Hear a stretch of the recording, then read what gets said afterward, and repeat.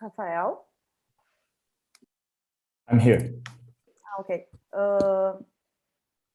We are going to start now. It's up to you. Yeah. Okay. I think that we can start because it's on time. May I, or do you need something? You have to tell me something.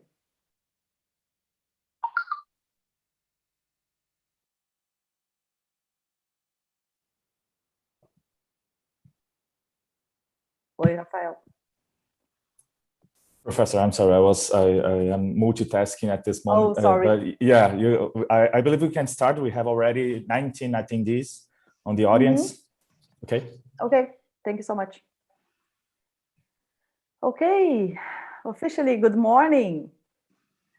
It's a great honor to host this international panel named Research and Responsible Innovation, New Avenues for Business and Society. I'm Luciana from Unisinos. In name of the board of AMPAD and of the Symposium, please be welcome. Now, I will introduce our speakers. We have Professor Stilgoe from University College London. He is an associate professor in science and technology studies, where he researches the governance of emerging technologies.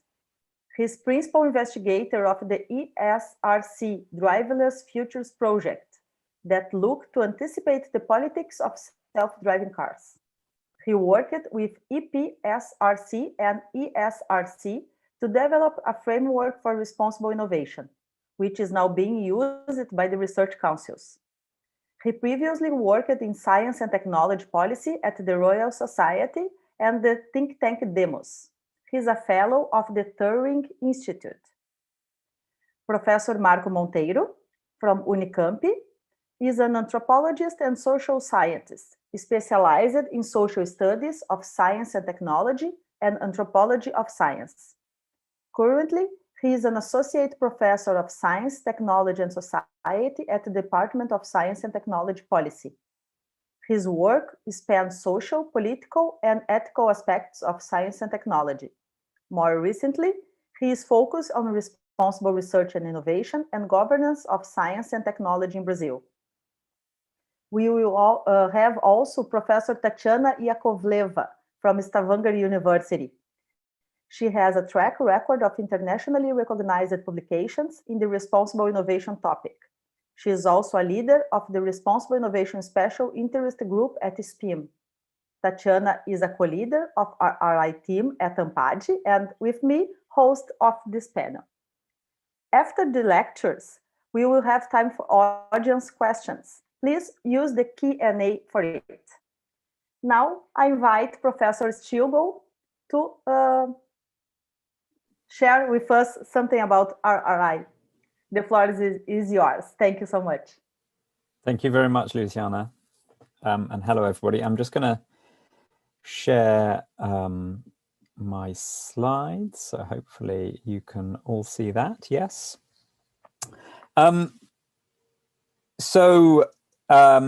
Yeah, I was asked to just say something about responsible innovation, the ideas, the practices, where they came from, how we might think about them.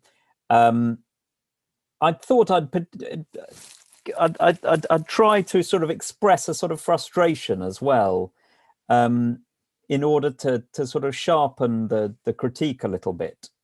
So I've used the title here, Organized Irresponsibility, and I'll talk a bit about artificial intelligence and give my sense of the opportunities and the limits of responsible innovation when it comes to artificial intelligence.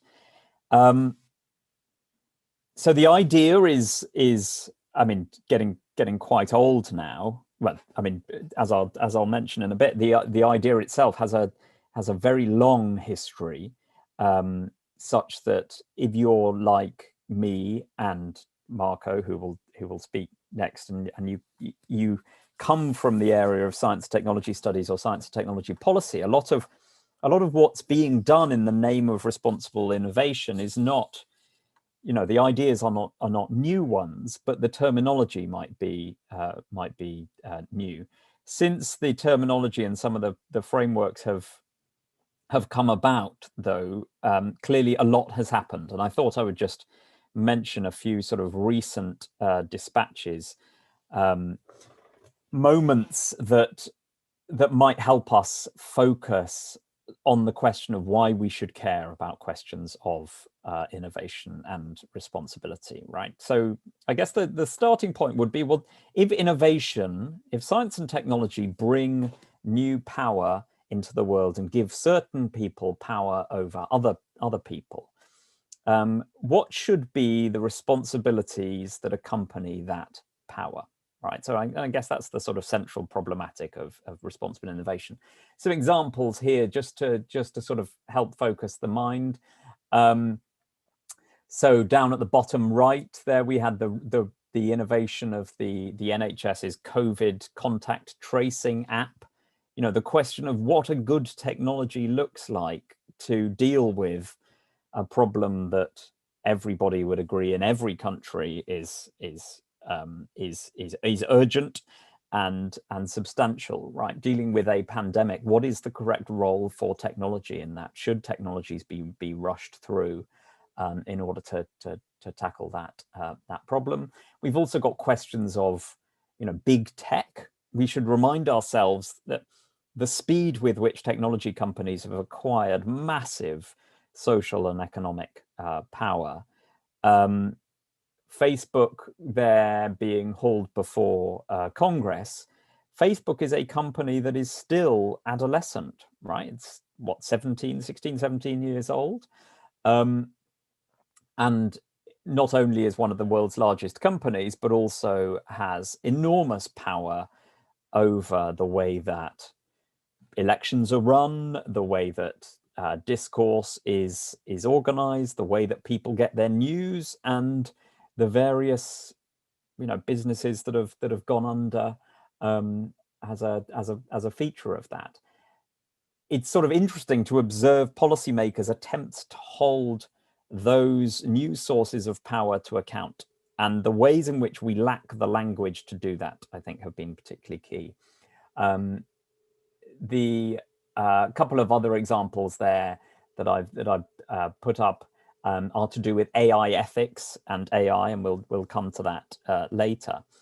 Maybe a more recent example, though, that, you know, a genuinely vexing question is the question of vaccine access and ownership.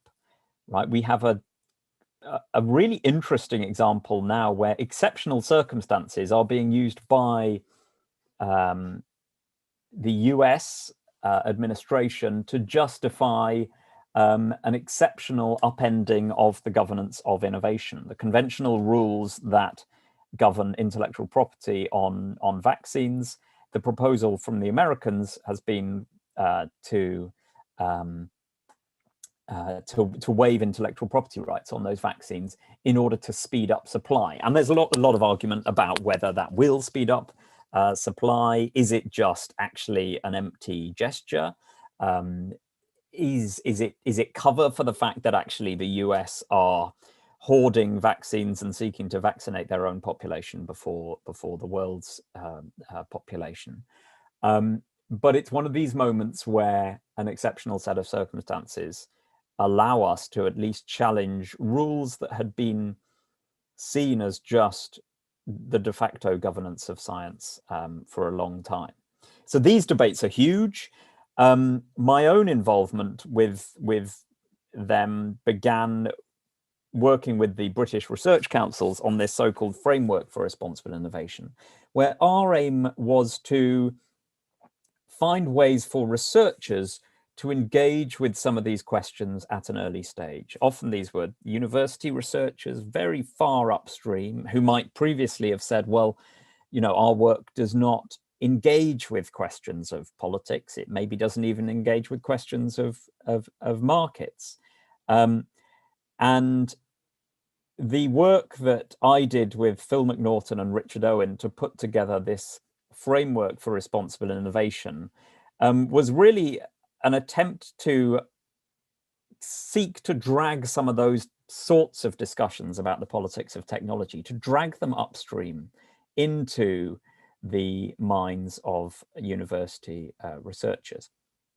Now, one thing that we can maybe talk about is the institutionalizing of those sorts of frameworks. So it's one thing to say, you know, here is a set of principles, right? A set of principles that we feel could better account for the politics of technology. When these things are put into practice, it's sometimes quite problematic. So to give you an example of one area where this has just been put into practice, this is a call for proposals that came out a couple of months ago as part of a big new research program at the same research council, the Engineering and Physical Sciences Research Council, to spend, you know, multi-million pounds on funding autonomous systems, in effect, artificial intelligence, robotics.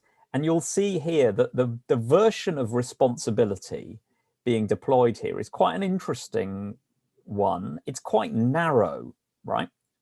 So what they're interested in is creating systems where responsibility can be traced within those systems. So down the bottom, the 2 bullet points there, they see responsibility as being about ethics and legally operational systems, and that responsibility is traceable. So we'll come in a minute to ask whether that might be possible, and also what does that picture of responsibility leave out.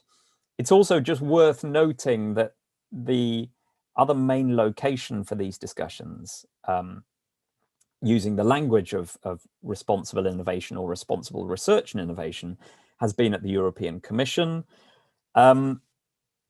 Responsible research and innovation was a theme of the Horizon 2020 program that has just finished, that Marko and others have been involved with, that I know Marko will say something about.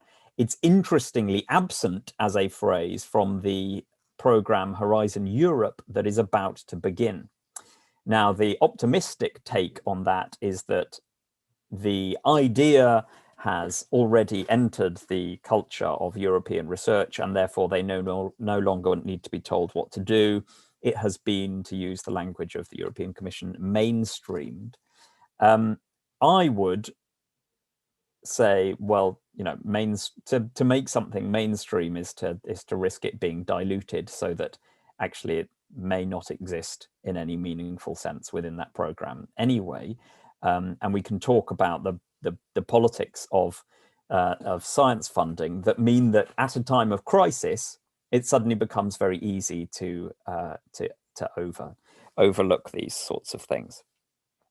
So what is responsible innovation in this context? Well, we've defined it in a very general sense, right? It's intentionally general because it needs to account for so many types of science and technology, and so many different sectors and approaches, right? You need to, you know, coming up with something that makes sense if you are a university biotechnologist, but also makes sense if you're, say, working for the responsible innovation team at Google, wondering about what your strategy for artificial intelligence is, right? Coming up with something that makes sense across all of those things is pretty hard.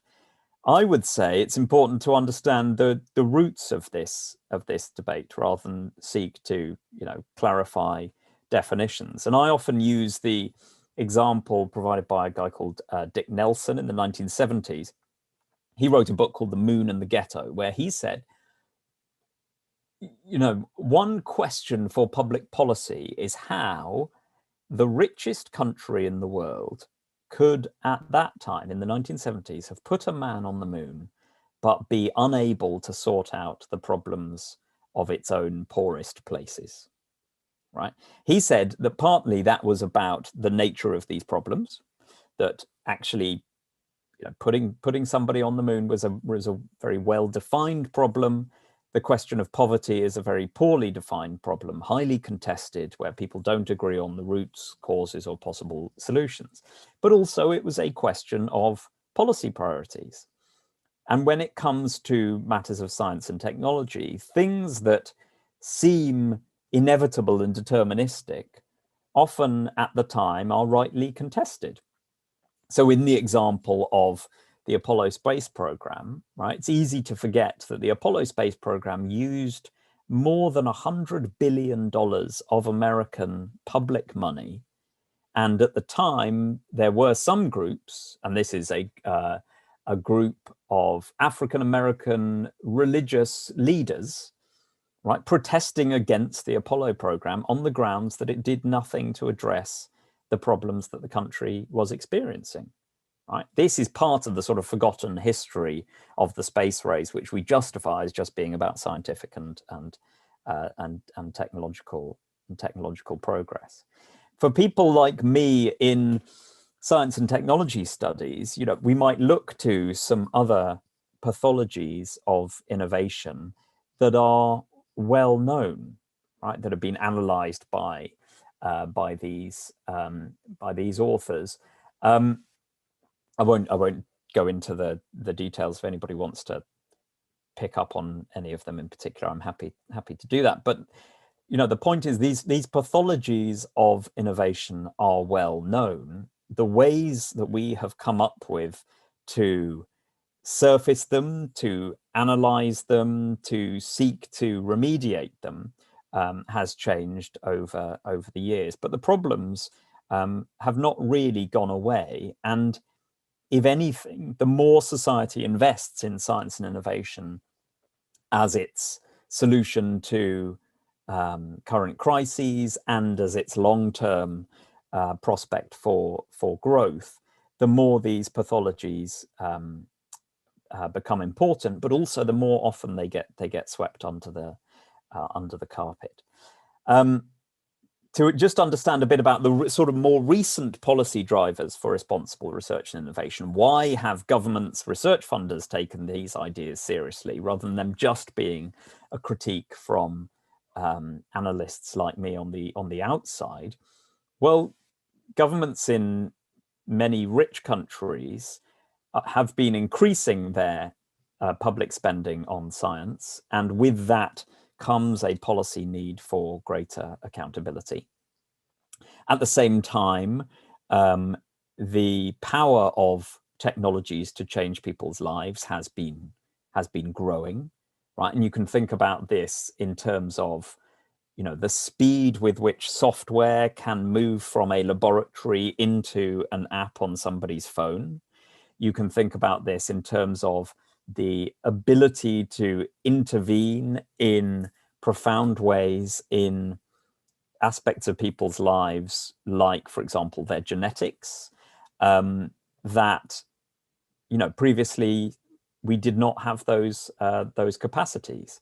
Those new powers do force policymakers to ask new questions. And there have been examples in which policymakers have been taken by surprise by public concerns about some of these things. So from biotechnology to nanotechnology to synthetic biology to now artificial intelligence, policymakers know that they need to bring the public with them in some way. And responsible research and innovation has, in some places, become the vehicle with which they expect to do that.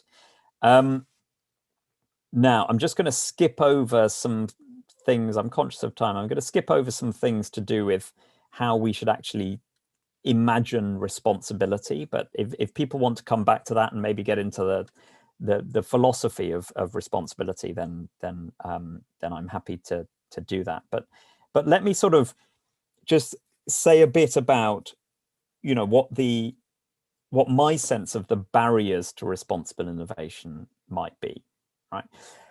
The first one, it's easy to say, oh, well, yeah, innovation should be more responsible, right? Scientists would conventionally claim at a university, well, obviously we are responsible. We would not be irresponsible. So what then are the barriers to responsible innovation in action? Well, one of them is a strong presumption of autonomy on the part of scientists. So science in universities, but also in companies in many cases, is institutionalized such that autonomy is prized over responsibility in a lot of cases. So this is Vannevar Bush in the Endless Frontier Act that defined the National Science Foundation after World War II. It's interesting that legislation currently going through the American government is about, in effect, a renewal of this idea. Right? The story that Vannevar Bush told about how science makes a difference is that, in effect, you give scientists as much freedom as possible, because it's with freedom that comes innovation. And he was reflecting an idea that also came from the philosopher and the chemist Michael Polanyi after World War II, which is a sort of libertarian instinct for science, right? Which is to say that that scientists should not be told what to do, in effect, by society. So it's a sort of anti-populist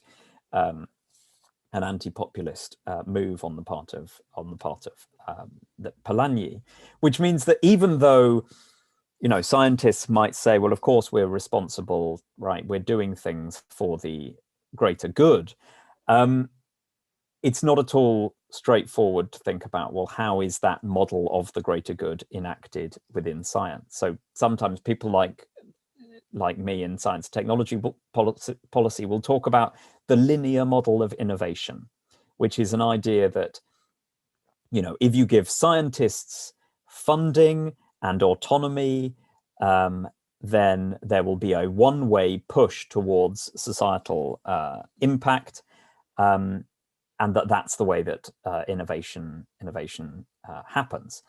Now, we know that empirically innovation doesn't just happen in that direction. There's all sorts of feedback loops and reversals and all the rest of it. But also normatively, that might not be a good thing, because society might want to steer innovation in particular directions, right? Society might want more of some sorts of science and less of others. That de facto happens in the way that science and innovation systems are shaped in different places. But when policymakers seek to make that explicit, it tends to upset scientists. As part of one project that I was involved with, this is the MORI project, monitoring the evolution and benefits of responsible research and innovation. We actually surveyed a large group of scientists about what they think responsible research and innovation might mean. These were scientists funded by the European Union and a control group of scientists. And what you see is the sorts of terms that come out if you ask them to define responsible research and innovation are the sorts of terms that maybe are accessible to them through the bureaucracy of science funding, right? They recognize that these things have become a part of what it means to do research and innovation in the 21st century.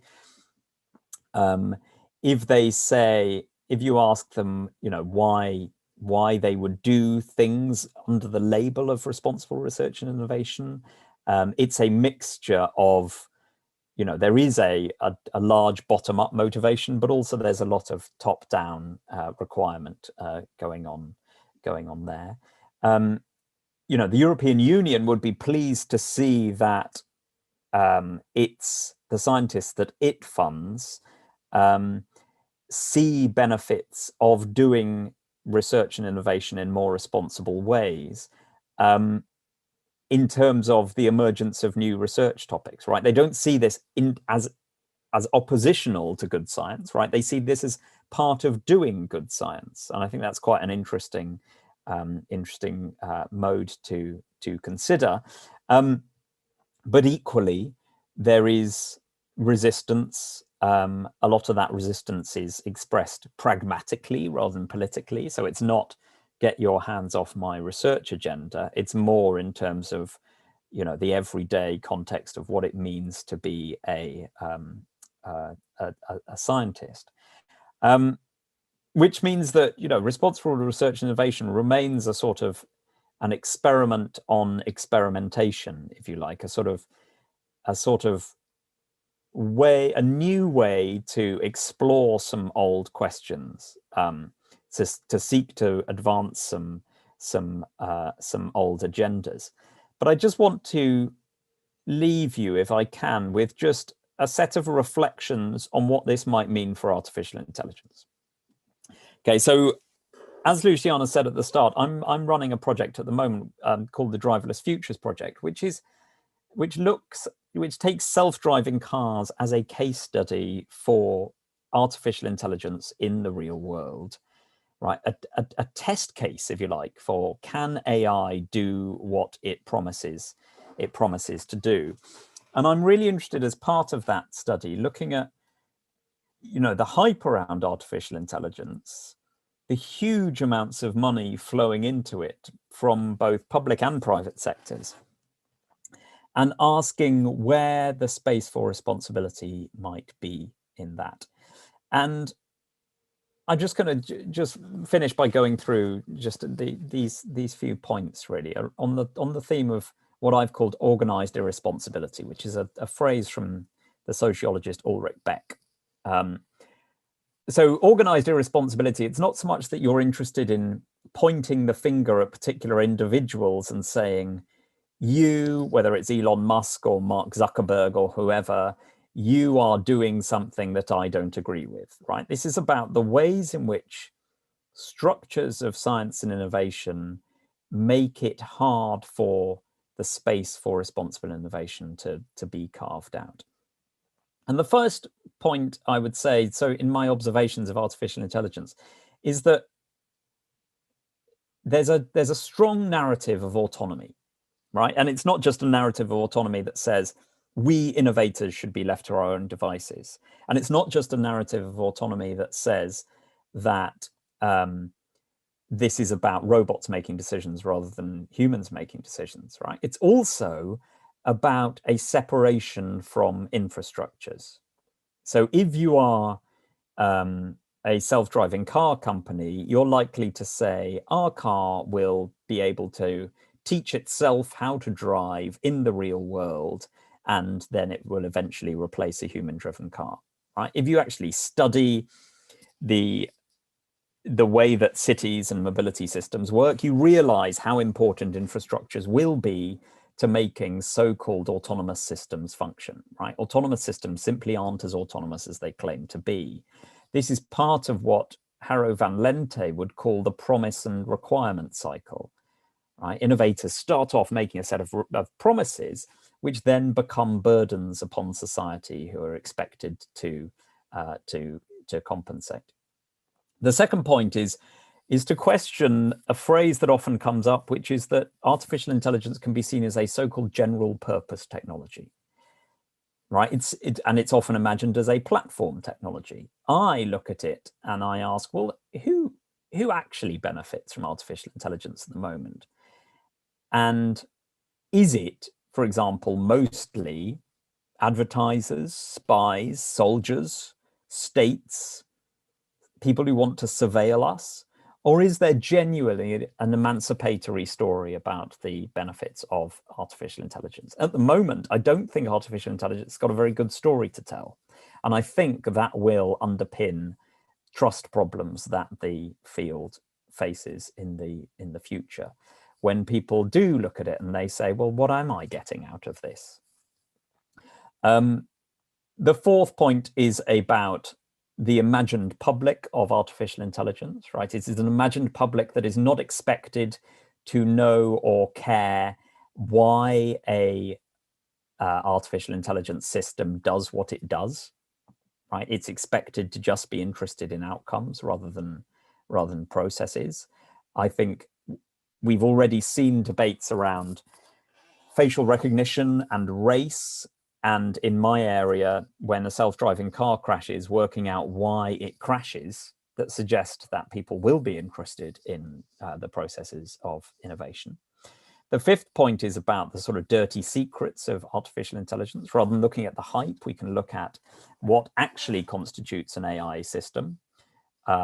we can look at hidden labor, we can look at carbon dioxide emissions, we can look at the raw materials that go into making these actual systems function. And then the final one, as a provocation, is just to say, is AI ethics, right? AI ethics, the term, is that a problem rather than the solution here? We've seen, you know, all the big tech companies now have AI ethics teams.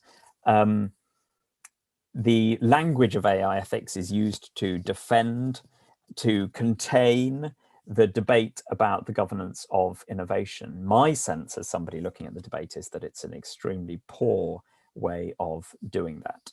Now, I've reached my half an hour, so I'm going to end there. I hope that's okay, Luciana. Sorry if I went on a bit longer. And hopefully there will be some way in which I can engage with your questions. Thank you. Great, thank you so much. It was very interesting. And yes, we have some questions for a second moment. Now I invite Professor Marko Monteiro from Unicamp. Thank you so much, Marko. Good morning and good afternoon to people outside of Brazil. It's great to be here. Thank you for the invitation. Okay, so let me share my screen.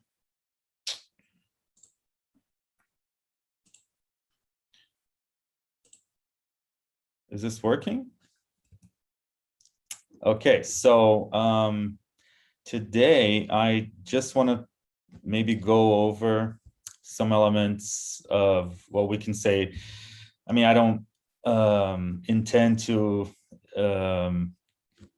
maybe define ROI in Brazil or say what it's supposed to be or what it is, but just give a little bit of my take on some of the central issues that I think responsible research and innovation have brought as it kind of seeped into the context of Brazil and Brazilian science. And I always like to look at it through the lens or through the idea that ROI is a politics of science as well.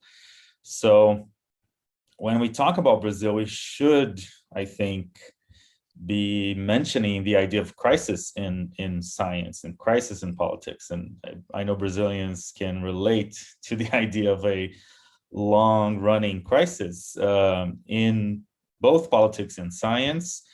And I've always been an enthusiast of the idea that responsibility or some version of responsibility can play a role in helping us out of this crisis or improving our relationships with science. I want to say a little bit about the ROI Practice Project, which, as Jack was saying, was one of the projects funded through the Horizon 2020 framework from the European Commission. And it was a global project. It was kind of a unique project because it brought different countries and it tried to push the idea of ROI in different contexts.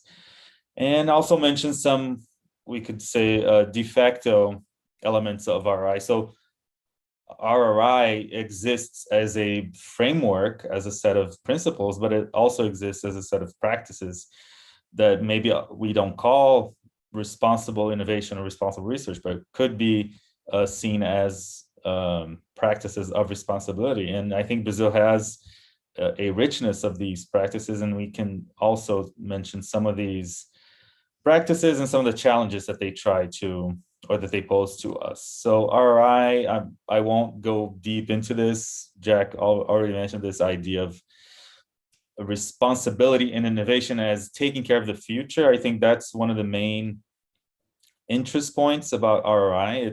It's trying to push upstream, as Jack was saying, the governance or the reflection about science and not deal with after effects, deal with impacts. I do like the air dimensions. I don't know how Jack feels about these, but Phil McNaughton, which is one colleague from the UK, now in Holland, he worked with me and worked with Jack, and he was really enthusiastic about the air dimension. So anticipation, inclusion, reflexivity, and responsivity. I think these are sets of also very broad principles that try to define ROI, but ROI is notoriously hard to define and notoriously underdefined, and that was always a debate we had within the project. It escapes kind of narrow definitions, but it does give us directions to think about the engagement between science and society. And I think try to, when you're doing innovation, when you're doing science and trying to see, okay, well, how can I be more responsible? I think these sets of values, these sets of principles help us understand the direction we should be taking without giving us a ready set formula of ways to go about responsibility. So that's why I like these dimensions. I think these help us think through our crisis in Brazil. And I think when we talk about the Brazilian context, crisis always comes to mind because as we as social actors working within the science, I guess, community or doing science in Brazil, we have had to deal with crisis moments since 2013, 14, 15, not just in terms of budget cuts, which are notorious and are drastic and are crippling our ability to do science, but also in terms of how society views what we do, how expertise is being perceived in the country. And so to go back to these elements, I think to trace how the elements of crisis have emerged and have been consolidating, I think is one way we should go about thinking responsibility in science in Brazil. Because the challenges we have are different. We don't have rising budgets. We don't have rising rates of innovation. On the contrary, so if we're not having to deal with AI being developed in Brazil, we do have to deal with the geopolitics of science and how Brazil is marginal in these geopolitics. So whatever impacts we suffer from technologies being developed elsewhere have to do with with the way we have set up these relationships here. And so defunding, I think, is one element of the crisis, and it speaks to priorities, as also Jack was saying. So science has not been a priority through several governments with different political colors. And we have a rise of anti-intellectual opinions in broader society. And this is kind of illustrated through opinions by government officials and ministers and the president, but it runs deeper within society. So the notoriously disputed 2018 elections have put in power anti-intellectual revisionist agendas. Some of these have become official policy, but we can't really place these in one person or one group. And I think that's part of our challenge as scientists or as people concerned with science in Brazil or responsibility.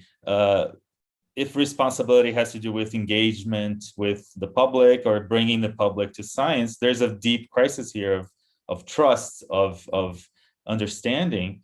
And in the Brazilian case, it expresses itself as sometimes anti-intellectualism, sometimes denialist positions, and it goes deeper than specific governments. So I think RRI has this political element. It understands science as having to relate to society and having to necessarily reflect on society. So it is a way to think about a politics of science, and RRI being a political position in terms of, okay, we think science should be responsible. That is also a political position. To do that in Brazil, you need to understand these trends and understand what narratives, what imaginaries are at stake in Brazil, and maybe offer credible, robust alternatives. So I think in countries like Brazil, whatever we name responsibility can have a huge impact, or maybe larger or more or deeper impacts in places like the UK, Holland, or the US. But also I think to do that, we need to be more explicitly political about how we understand science in society. So just a few like headlines. And when I say anti-intellectual positions, I mentioned this one protest against Judith Butler. Judith Butler is an intellectual North American feminist.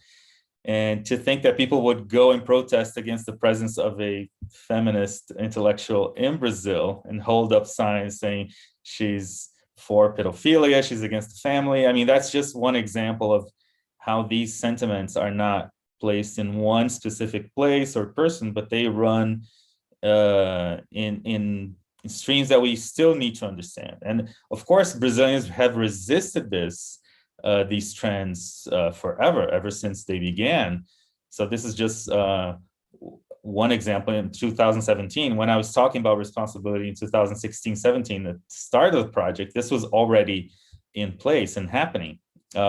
We had March for Science rallies in Brazil, where people were making that explicit relationship between science and democracy, science and public good, science saves lives. This is way before COVID. Way before a crisis, a much deeper crisis that we're living now. Again, just to kind of illustrate what I'm saying about denialist or revisionist policies, this is our former foreign minister who's being questioned now in Congress, or in a few minutes is going to be questioned on his position on COVID. Stating very explicitly and what he calls anti-globalist positions and calling climate change a Marxist plot. Again, these are very kind of colorful individuals that have been in the media, but I think they illustrate larger trends that we need to understand and deeper trends within culture. Other examples of denialist and revisionist positions that have become more official, have become more accepted as these individuals rise to power. These positions, these narratives have gained acceptancy, a broader acceptancy than they had before. So revisionist ideas about the military government and dictatorship in Brazil, for example, is one big point. And I don't have to mention, I wouldn't have time to talk about our denialist and pro-virus policies in Brazil. But, I think even people outside of Brazil have been very aware of how this is developing in the country. So as we defund science and as we disorganize the system, we're putting our long-term ability or our ability to do long-term projects and to dream about longer-term impacts at risk. So again, continued defunding is more than just about the funding of specific projects. It's about the dismantling of our capacity to do longer-term innovations, to talk about artificial intelligence being developed in Brazil, in Brazilian science and innovation. This is another illustration of how drastic these defunding moves, or what defunding looks like. We're back at levels from 20 years ago, and that's, I think, unique in countries of our size, of our importance. Just the scale of the defunding is, and it begins in 2015. It's not something coming, and I think when Jack was in Campinas, this was 2014, I think, at the height of the optimism about Brazilian science, Brazilian society. Since then, things have been drastically changing, and I think this illustrates, again, it's much more than just about funding of science, about the prestige of science and how people understand the importance of science during moments of crisis. And Brazil has been pointed out as a country that trusts science less than other areas of the world, compared to Central Asia, United States, Northern Europe. we trust less, but science still has people still trust in science. When you compare within Brazil how people trust different institutions, science is still a trusted institution. So there's a lot of paradoxes we don't really understand because we're not asking the questions about them. And I think RRI, again, enables us to ask these kinds of questions about the place of science and how science relates to politics and to what are the relationships between science and society in the country. So about the RRI project, it wanted to analyze responsible research and innovation in practice, in terms of how it was practiced in different contexts.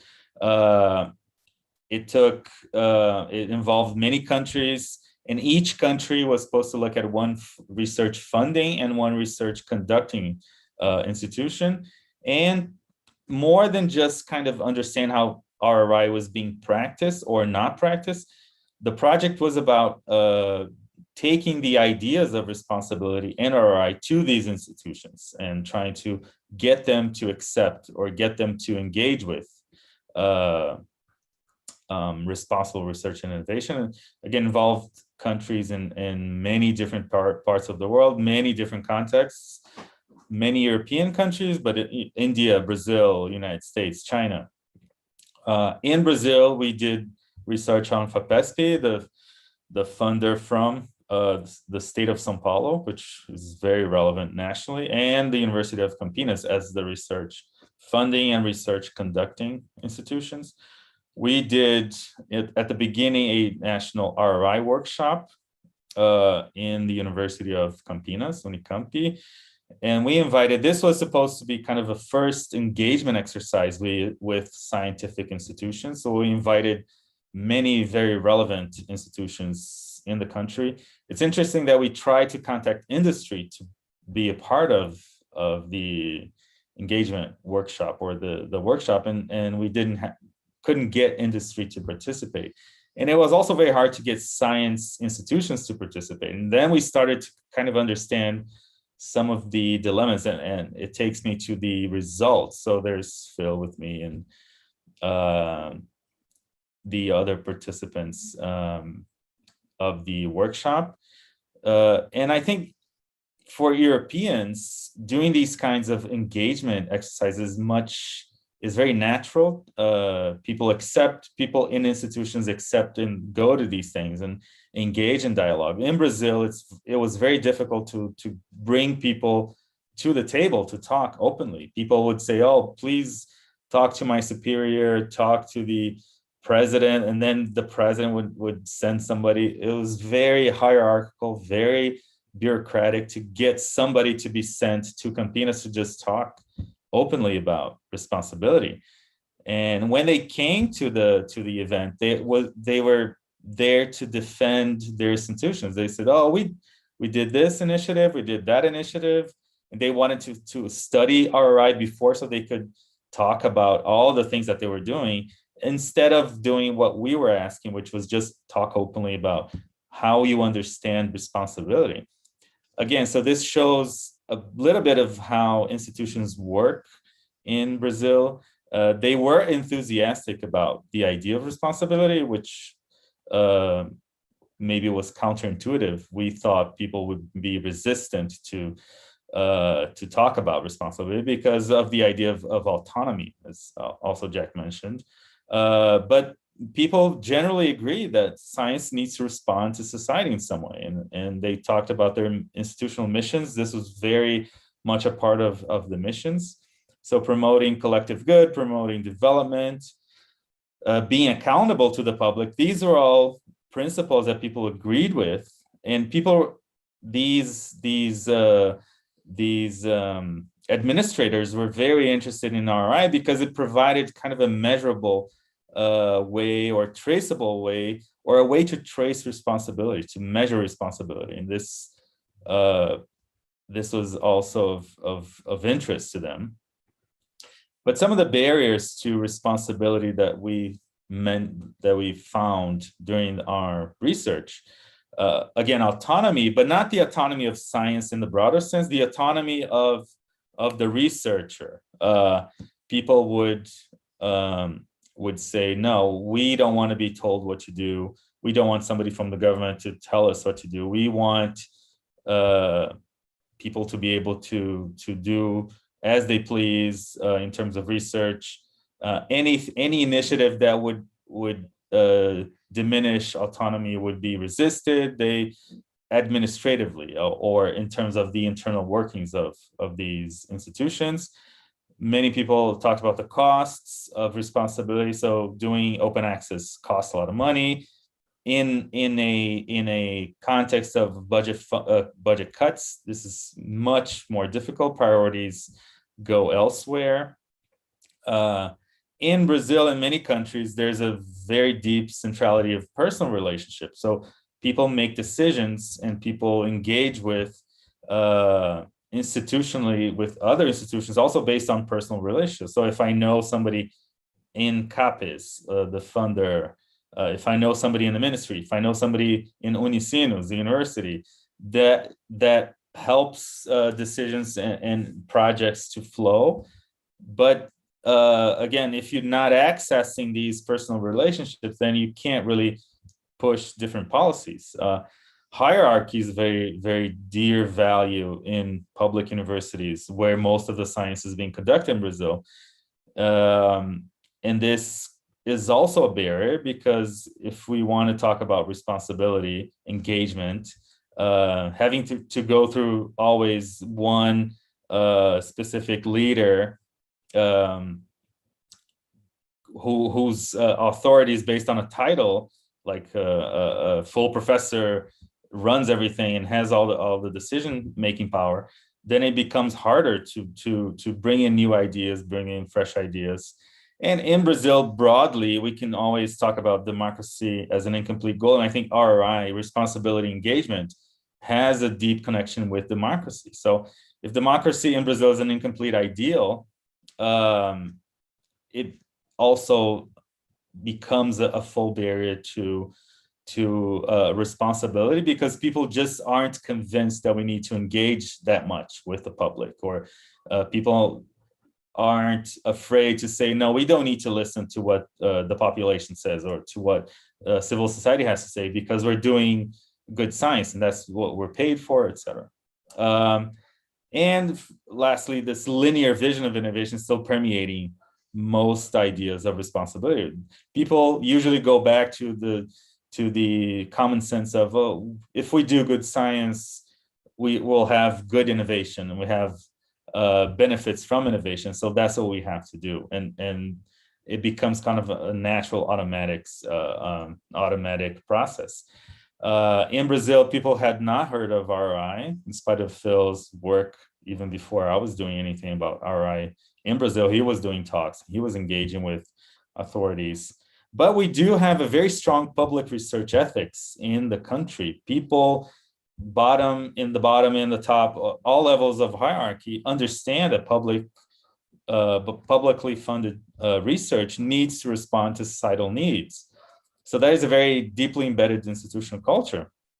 But with that, we have this very strong idea of linear innovation that says, innovation will inevitably lead to economic growth, will inevitably lead to the betterment of society. So we don't need to be transparent, responsible. We just need to do good science and top level science and publish and do top level innovation.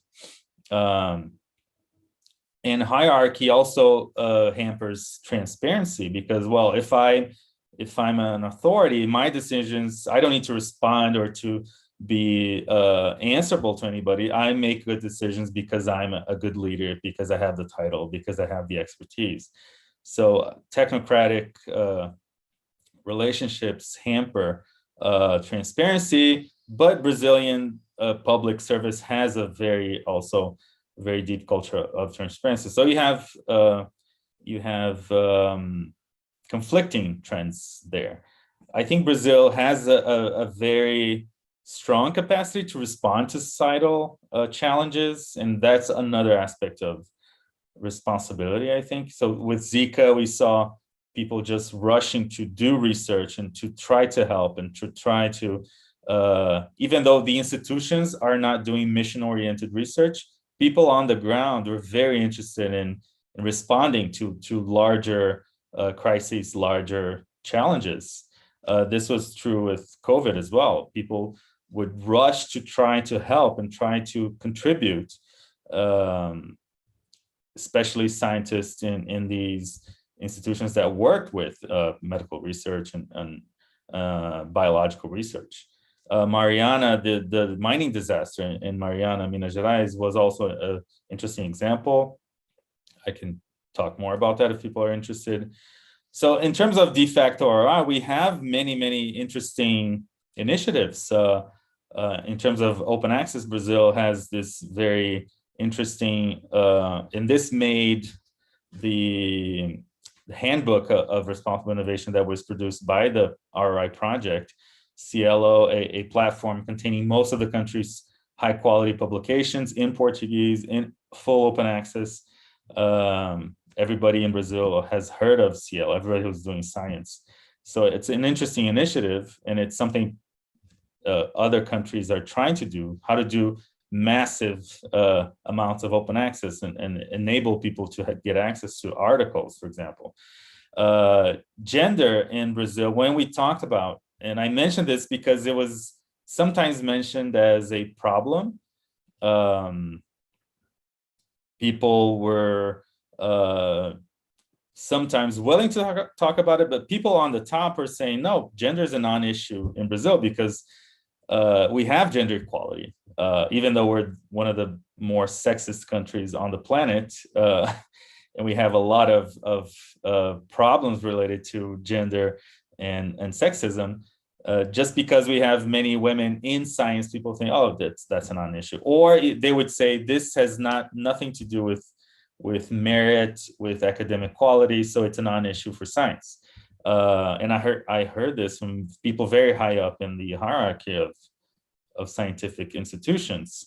And something that we talked about also in the project, countries like Brazil and the United States have problems of diversity because we have ethnically diverse populations, and many times diversity is not present in scientific institutions. So we questioned the European idea of gender being a central focus and diversity being totally absent. And it was very interesting to talk about this with European partners, how they perceive diversity. In Brazil, this is a very big issue. People are concerned with diversity in a country where you don't see that many Black students, Black professors in scientific institutions, for example. Again, some data about gender. Brazil does have a lot of women in doing science publishing, but research has shown clearly, empirically, how problematic gender relations are in the country. And economic inequality, brutal inequality, everything is very correlated with ethnicity and race. So the top 1% are mostly white, and the bottom 10% are very clearly Black or brown, as we say here in Brazil, the official categories. So, and this has been a constant. If you see 2005 to 2015, this is a period of very high growth. This is the boom period. And it barely budged the kind of inequality in racial composition. So this is an interesting thing to look at. Only 16% of professors, this was in 2018, are Black, and I doubt that changed too much. So some of the challenges ahead, because I'm out of time, I think in Brazil, being responsible has to involve some kind of renegotiation between social of what we can call a social contract between science and society. And I didn't have time to mention Anvisa. That's an interesting example of both the crisis of expertise and also the way that Brazil still values expertise.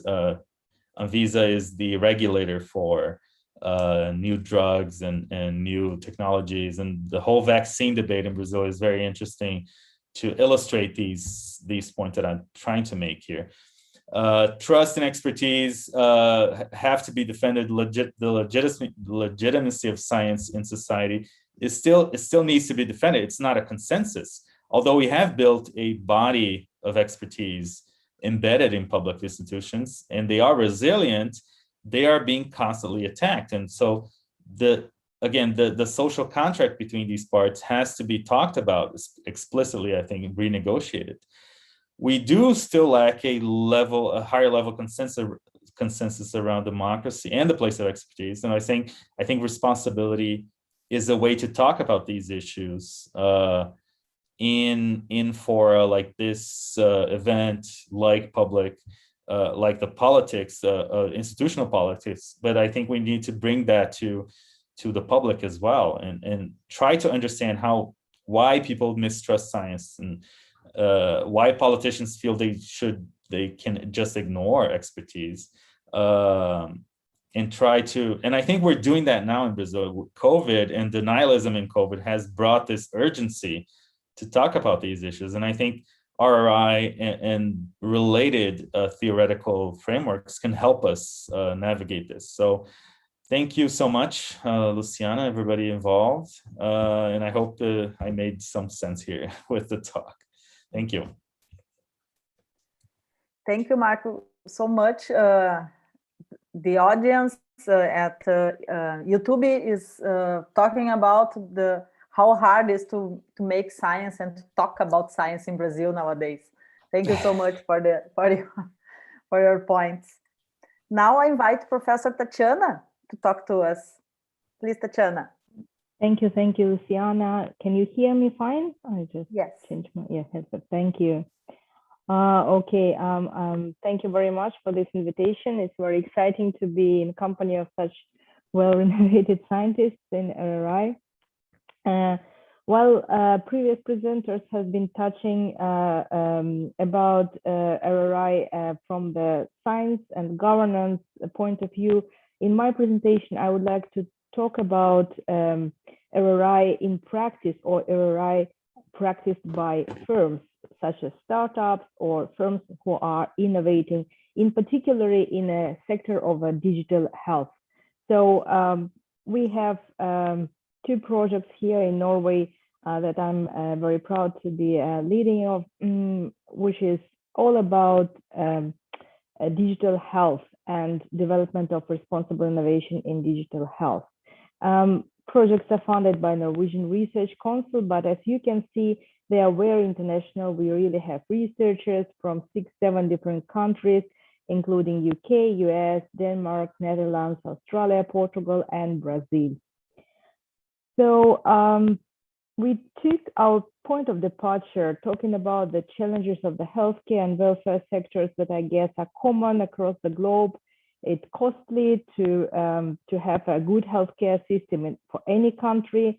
We are facing the challenges of aging population, rising prices, and increasing complexity of the healthcare technology. And here comes digital technologies in this sector that, of course, has a great promise to solve a lot of problems. It's robot surgery, telemedicine, electronic medical records, smart homes, and other types of digital therapeutics. And they have a potential to really reduce cost of the healthcare, to provide healthcare for the people living in remote areas.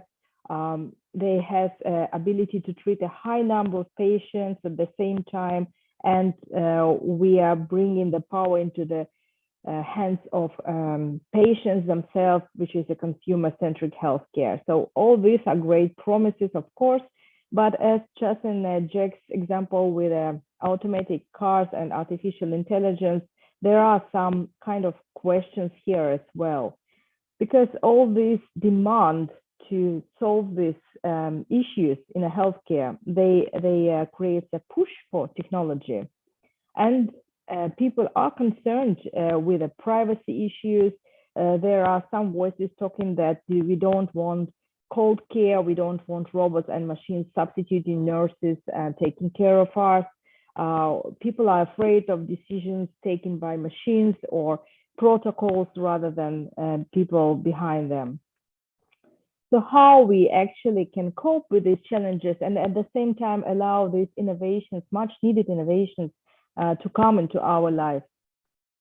In the projects, in one of these two projects, we have looked into these issues, and that's a result, our book, which is called Responsible Innovation in Digital Health, where we have actually presented through 12 empirical chapters, 12 different stories of the companies, startups, or existing bigger companies who innovate in digital health. And we try to look how they really include users, patients, when they develop their innovations. Do they anticipate consequences of innovations?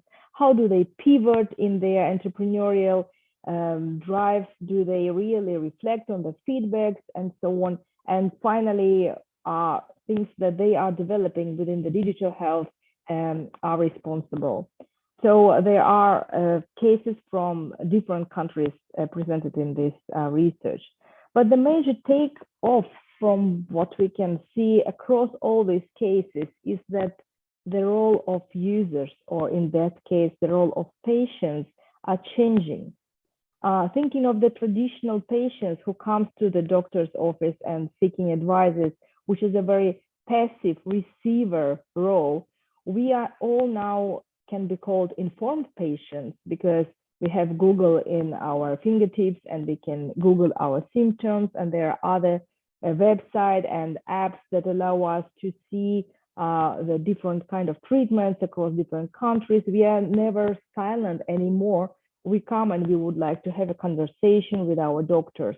So we become also involved patients. We have these dialogues, we ask questions, and moreover, digital therapeutics often demand us to enter our own data. Would that be collected by devices themselves or entered manually by the patients? But without our own input, it's impossible to get treatment. But in the very end of this behavioral spectrum, we can also talk about innovative patient or innovative users. And that's a very interesting category, which I want to just spend 2 more minutes talking about. One of our partners in our project, called Patient Innovation, organization located in Portugal, but truly becoming an international organization, have established a web portal where patients themselves or their caregivers can post innovations they have developed. And they have been through the medical screening. But the fact is that over the 3 or 4 years, they got 1,000 innovations that patients or caregivers posted on this web page. They were mainly developed to help people to overcome a disease. So they all come from the user experience, but the number is dramatically growing. These innovations comes from 60, 70 different countries, and the number increases every day at the pace of 1.5 innovations a day. So it is not an exception. There is a phenomena there. And just to have some examples, this man located in UK was told by the doctors that he has just a few months to go because he has problem with his aorta. Being an engineer, he was able to come up with this solution that he holds in his head. And this is something like a wrap that you can put around the aorta. He's still alive 16 years after an operation. Hundreds of people have got the same solution due to his invention and due to this innovation. Another example from the city where I live in Norway, this man called Terje Tobiasen experienced a heart attack while driving a car, and this event changed his life. He survived, but he decided to use his knowledge to do something about this. So you can see these watches that can alert anyone wearing them if there is some abnormalities with the heart rate. They were modified with the time to suit the needs of the elderly people. They have fall alarm, GPS services included, and so on. And this is just 2 examples of these hundreds of innovations that come from the users, that come from the patients. So we actually can talk about hidden army of user innovators. And this is not a new phenomenon. I mean, Eric von Hippel has been looking into this, but the interesting thing is that nowadays, due to the digital technologies, these people has a real chance to bring those innovations to other users, and it becomes easier to actually transform these innovations just made for me to suit my own needs, to serve others and to take them out to the market. So we know that there are user innovators is a great resource, but most time they don't have necessarily desire or experience to spread ideas. And talking about patients, they are very often too sick to actually become entrepreneurs. And their motivation was to solve their own problems. And therefore, we have observed the firms that operate in this digital healthcare. We found actually 80–90% of cases, the entrepreneur themselves or innovator was motivated by their own disease or closely observing the situation of their family members or in their working life. So their inclusion kind of the user needs are very high, and ability to anticipate what kind of consequences it might bring to the society at different stakeholders is also high. But there are several difficulties on this innovative pathway to bring these principles further and bring those innovations into the market. And we call this institutional wall, comprising of laws and norms and knowledge, because the system is not easy. There are many actors there. But the question indeed is how we can help those users who sit with a sticky user knowledge to overcome and to bring those innovations to the market. And we are talking in our new project about boundary innovation spaces, spaces where really we can help to develop and test innovations in a safe environment together with users or by users by themselves. So we are talking maybe about living lab, sometimes about accelerators, incubators, and other places which we broadly can label boundary innovation spaces. And of course, we want to bring these principles of responsible innovation into those places. So you can see this cartoon picture where patients, where the doctor said that health system wants me to take X-ray of your inclusion and diversity issues. And that's not how it should be happening, we believe.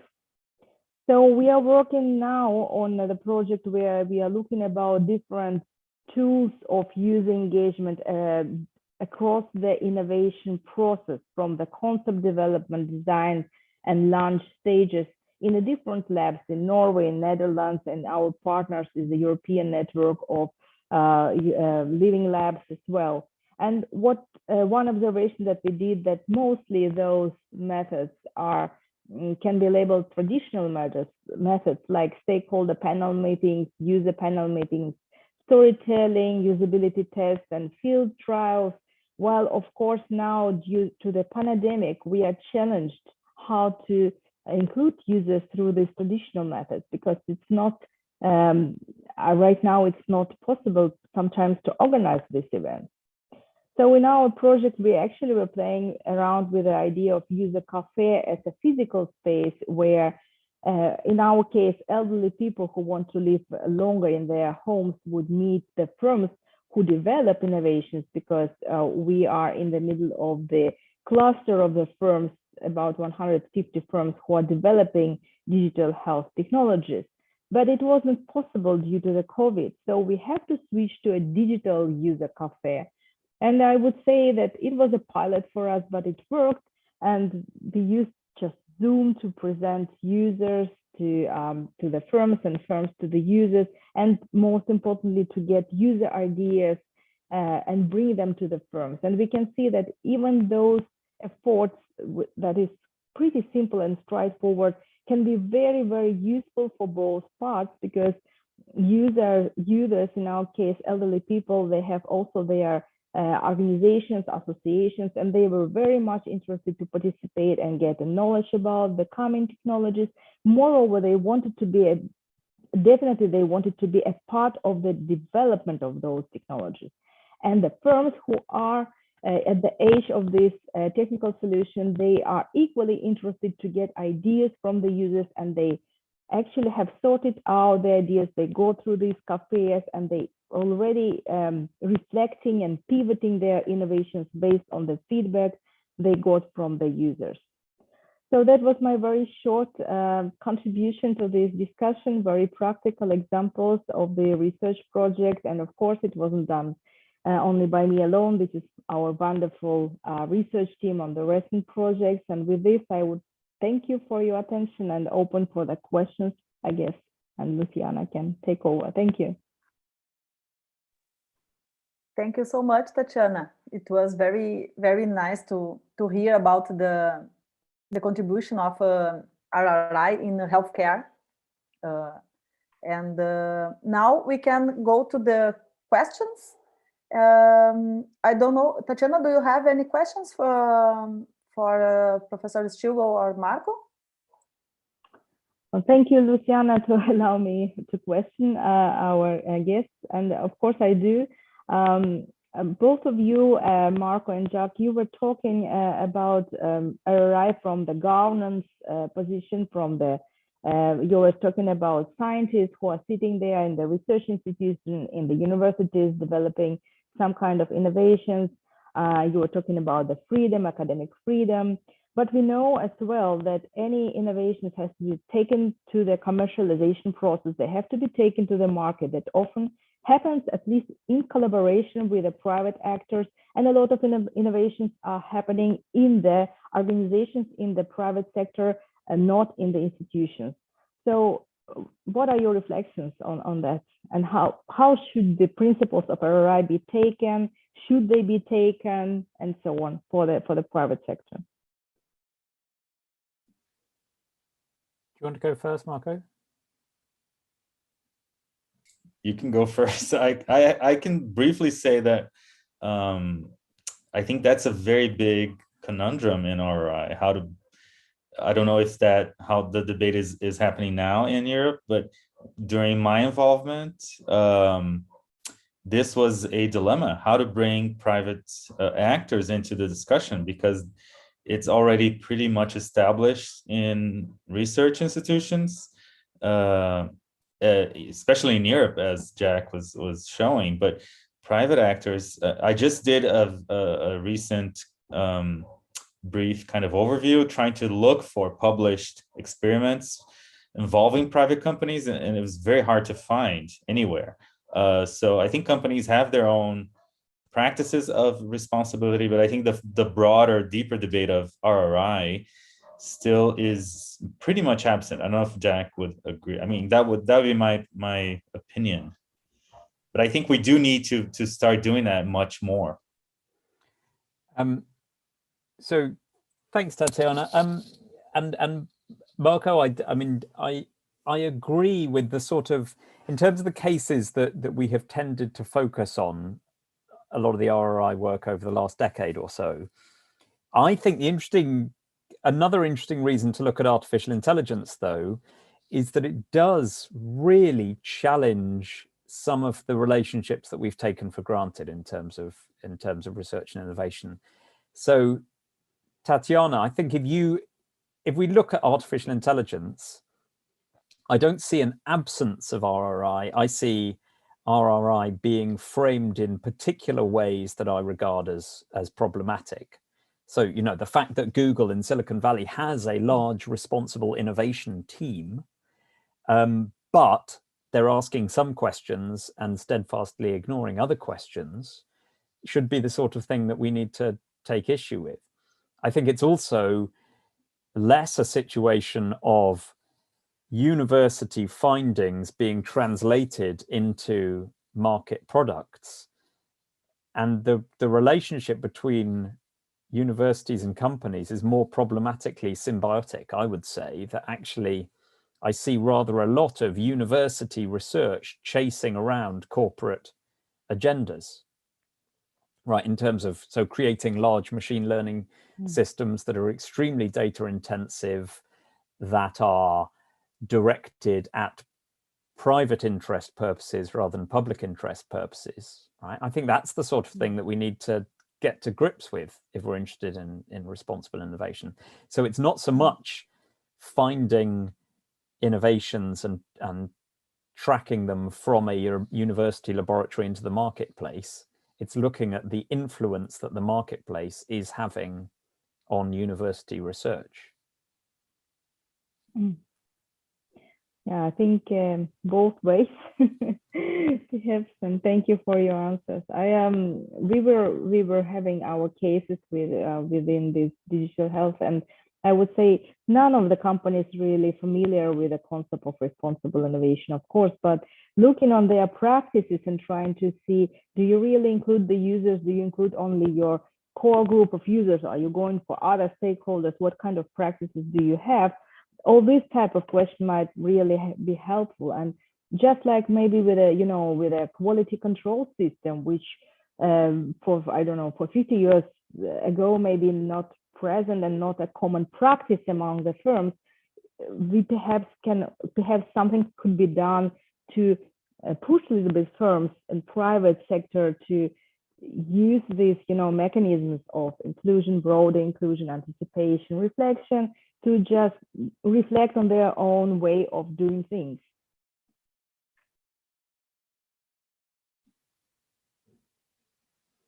Yeah, I think that's right. I think it's it's sometimes hard to spin up some of these processes within a science and innovation context. I mean, I often use the sort of the language of science and innovation itself as a way to sell responsible innovation. So you sell it in terms of an experiment, right? But you're trying to broaden the terms of that experiment, or you sell it in terms of curiosity, right? So you use discourses that are familiar to scientists and innovators, and you say, in effect, why not diversify the inputs to some of those things?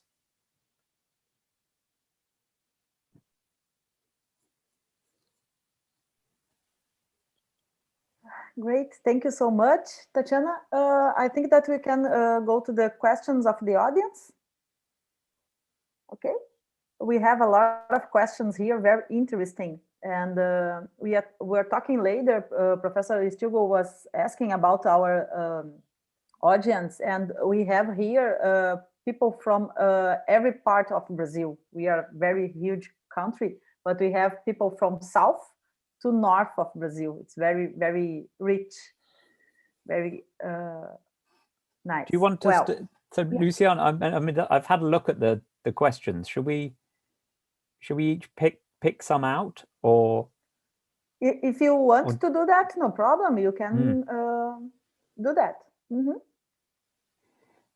I mean, so maybe just let me jump in, because it's also it follows from what Marko was saying, because I think, Marko, the thing that you highlighted that was new since, I guess, the last time we spoke is, this rapid change in, I mean, the sort of the two things that scientists maybe care about most in the world, which is their social authority and their funding, right? The things that allow them to do what they do and to speak credibly on issues that they regard as important. And both of those things seem to have changed so quickly in Brazil, and they really challenge the way that we think about.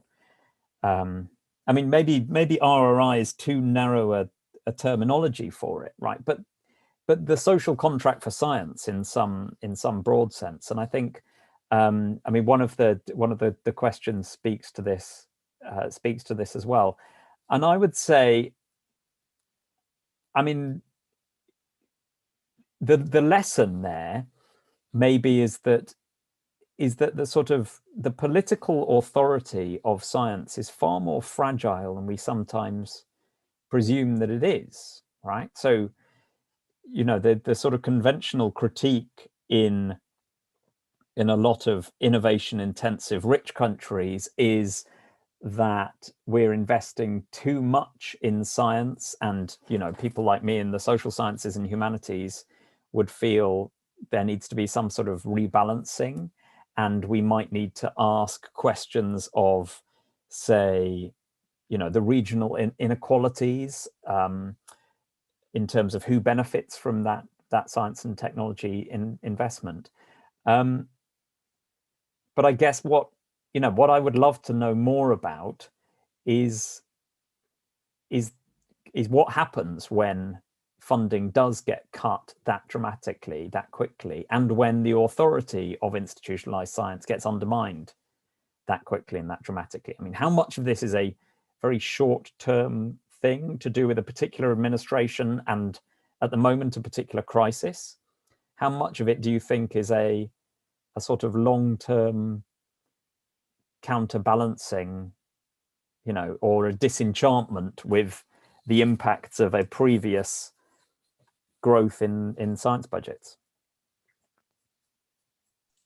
Yeah, that's a very to the point question, like to the crucial points of what I was trying to say. Before I go into this, Luciana, the questions are at the YouTube transmissions, right? Is that where Jack was looking at the questions? Oh, I'm looking at the Q&A. Yes. Oh, where is that? Because I'm missing. Down the bottom of the Zoom call. Oh, Q&A. Okay, yeah. got it. Yeah. Okay, I saw. So about Jack's question, I think, the authority of science is much more fragile than we ever thought it was, especially at the margins of the, I guess, international science system. So our positionality makes a whole lot of difference. People in Holland suffer differently, maybe some of these global trends. And I think it is a global trend. It's not something unique to Brazil. Just look at the United States in recent years. Europe, anti-vaccination is much stronger in Europe than in Brazil, for example. So I think positionality here is a way to understand different, how these trends are having different kinds of impacts. In Brazil, because it's, funding was always weak anyway, that's how we're able. I mean, my question is, and I think a lot of us in Brazil are asking ourselves, how do we get to such a level of defunding without, even though we're like on the streets, we're questioning, we're pushing for more funds, we're doing everything that we know how to do in terms of lobbying and trying to convince politicians in society, oh, this is really bad short-term and long-term. So how does it happen anyway? How does society allow this to happen? I think that's what I was trying to get at when I said there's no higher level consensus in terms of the elites, political, cultural elites, that this is relevant to our country. And no, it's not something from one government. It's something that comes, it's a broader trend. And I would very confidently say it's global, because denialism and disinformation, all these anti-politics, these are global phenomena, but they affect different countries differently, I think, based on, for example, positionality in the global system, based on the differing attitudes towards science. I'm sure the UK had to deal with some level of denialism, some level of anti-science, but not at the level where the president is making policy based on denialism, and not with the brutal defunding. But the United States also had a very dramatic denialist leader, but the robustness of the institutions are very much different in the US and Brazil. So, I mean, I think these are global trends. These are longer term trends. They have to do with the rise in extreme right-wing extremism. Anti-globalist is a global, anti-globalism is a global, I guess that's a weird phrase to say, but anti-globalism is global. It happens in many different countries.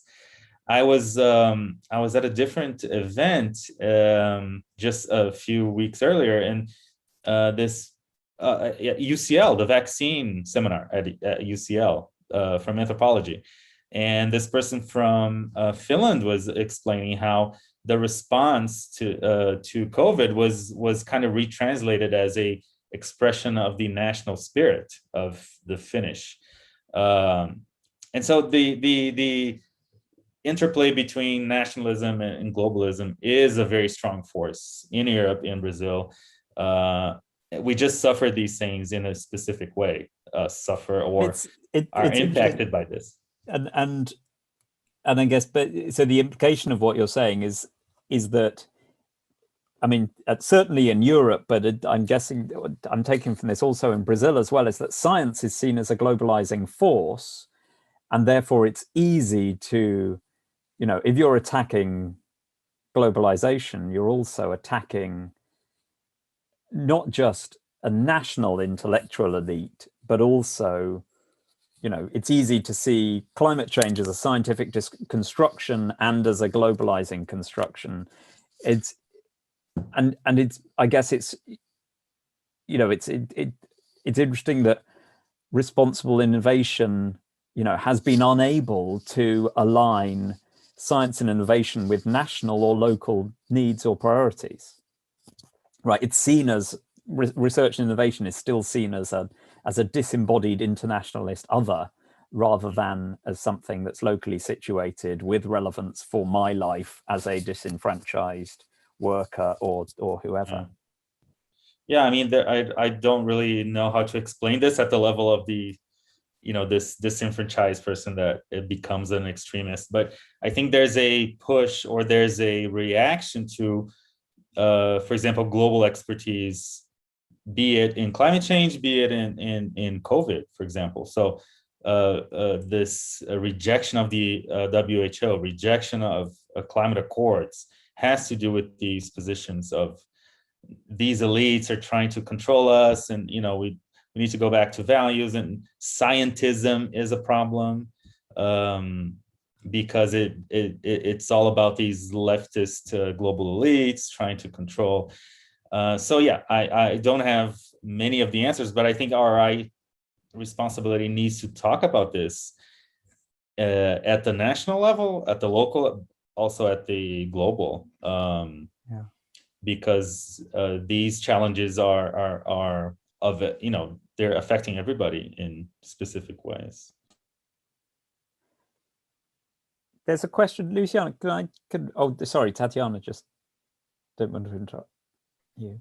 Thank you. I'll just wanted to reflect a little bit that here we are talking about these different layers, right? National, international, but we can even go deeper on like a regional level. And I think this is one of the questions that wasn't really looked at so much in articles and literature about RRI, actually geographical or national versus regional versus international spread of RRI, because what can be good for my local community might not be good for a bigger community or for on a national level, or what is good on national level might not be good for my little community. So there are kind of conflicts of interest that is, I think, interesting to look at how RRI can be spread across this geographical dimension.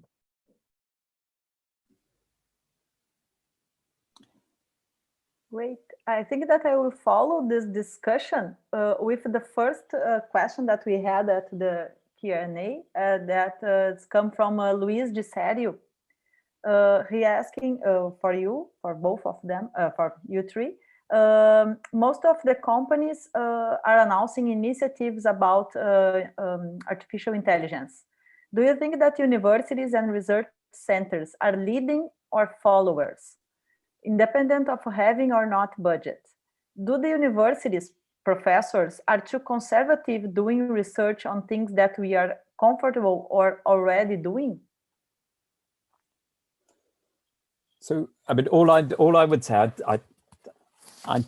I think, you know, that I am really worried about universities following corporate agendas around when it comes to artificial intelligence. I think, you know, there are clearly some really interesting fundamental research questions to be asked around AI, and university researchers would point to, you know, a few of the highly cited megastars of machine learning to say, there you go, that's classic university research ending up in the marketplace. It's quite interesting how many of those researchers have ended up not just doing research for companies, but moving to work in those companies themselves. So how many machine learning researchers have ended up working for Google and Facebook and Amazon and all the rest of it, which is the sort of thing that you know, we would have been concerned about in a lot of other industries if we'd thought about this in terms of aerospace or tobacco or oil. The AI industry has yet to acquire that sort of reputation, but it may well, right? And I think there's a real question about whether university-funded research should seek to counterbalance those private agendas rather than follow them around.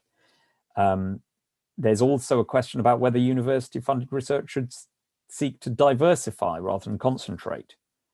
So rather than universities plowing lots of money into artificial intelligence, you know, one response is to say, well, the private sector is doing that, so we don't need to. So we can look at some other areas. There's a real lack of imagination in terms of AI policymaking, I would say. So Louise, I don't really know a lot about the agenda of research in Brazil around AI. I do know that people in science, technology, and society, so my field of thinking of impacts in society or the relationship between science and society, people are very much interested in AI. I don't know if people in engineering or computation are doing. I think they are probably also going to the topic, but in general, I think university research is sometimes conservative, especially in Brazil, where because of the way research is organized, there's many factors to explain this. But it does have everything to do with funding. We always go towards where the funding is. So if we don't have access to national funding about AI, and we're marginalized in terms of the international funding, or we're doing research because we're connected to international groups, so we have to follow agendas based in Europe, based in the United States, then that helps to explain why we're doing certain things and not doing other things. So yeah, I think there is a level of conservatism, but there's also other factors to explain why universities are or aren't going into AI. I think there's a lot of interest in AI for sure, in many fields.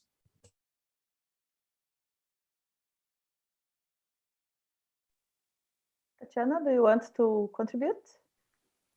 Maybe just in the example from the healthcare sector where we were looking, and you know, artificial intelligence is nowadays used a lot, for example, for the to help doctors to make diagnostics in their solutions. And there, as anything with these new technologies, is always like people who tell you that this is a fantastic tool that allow us to do our diagnostics works much quicker and more precisely, while other voices telling that yes, but can you really rely on the machine learning and artificial intelligence to this diagnostic? So there is like, where is the balance go, and how much, you know, do you want humans to be behind this? Basically, if there is a research coming from research institutions, at least in Europe, or I can speak about Norway, it's much more regulated and much more strictly regulated than if it's coming from perhaps private actors. So I would say perhaps it would be really good if universities do step into this and do this properly. Thank you. We have a lot of questions, but unfortunately we don't have enough time. I will make the last one from Rovia. He asked, innovation can be created with the best intentions in mind, but it often becomes used in bad ways. Airplanes, AI, nuclear energy, and it is impossible to see all the future possibilities. How anticipation of RRI deals with bounded rationality?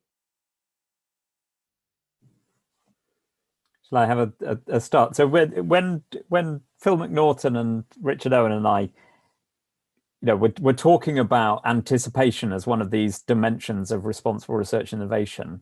The starting point for that is the point that is being made in the question, right? Which is that prediction of technological outcomes is impossible.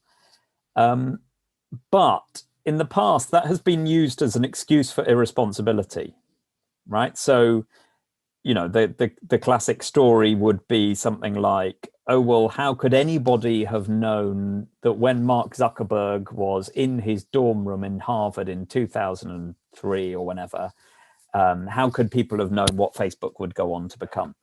And that's used as a way to absolve innovators of responsibility and let them off the hook. The idea of anticipation is that we can and should think about possible, plausible futures, even if we aren't able to predict, whether something will be good or bad. And I would say good or bad for whom, right? So, all of the technologies mentioned there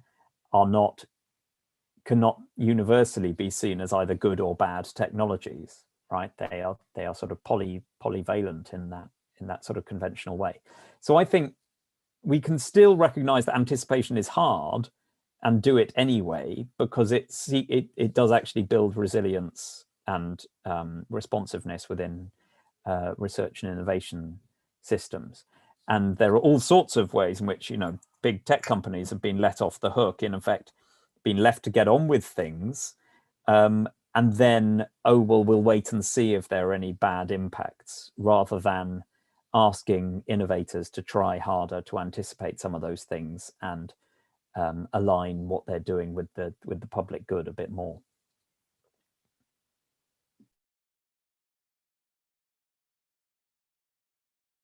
I'll go quickly. I think prediction is impossible, and I agree with Jack that some people just say, well, then we just need to let innovation run free, and that's an option. That's a political option. Market governance by the market, by supply demand. I think the idea of ROI is that the market is not enough, or just supply and demand is not enough as an option. So we need to try to anticipate, and I think that's how I understand ROI, at least. We're not predicting; it's impossible to predict, but we need to incorporate the uncertain aspects of technology. And try to steer the future, and that's a very interesting idea. I think try to achieve futures that we think are desirable through action in the present. I think that's one of the powerful ideas for me around RI, is that we're not just expecting technology to do things by itself. We're saying, no, we have to engage with innovations and try to produce the futures that we want to produce through our actions now. And that can have many different forms of implementation. It could have, you can think about technology assessment, the government trying to organize efforts, global institutions. I think there's many solutions, but and companies have to have a central role, going back to the idea of the market. If you don't have the market in a global capitalist society involved in some capacity, then it's always kind of a limp. It's not resilient. It's not robust enough. But I think that's the idea. It's not trying to predict, but it's trying to anticipate and steer towards futures that we think are desirable. And if I just can add to that, I mean, Marko, I so much agree with you. And for me, this really means you need to include users into the innovation process, into the design space, because before the designs are freezing, and thinking about our experience with these elderly users, who are sitting there, they will live the rest of their life in their apartments. They need this technology, they need help, but the least thing they want that, they got something overlooking them or collecting their information. They really need help. And for the companies to be able to produce what they need to be in touch. And it's amazing when you talk with economic actors, with entrepreneurs, for example, who construct houses for elderly people, and they never have been talking to elderly people. They have been talking with their subcontractors always municipalities who order these houses.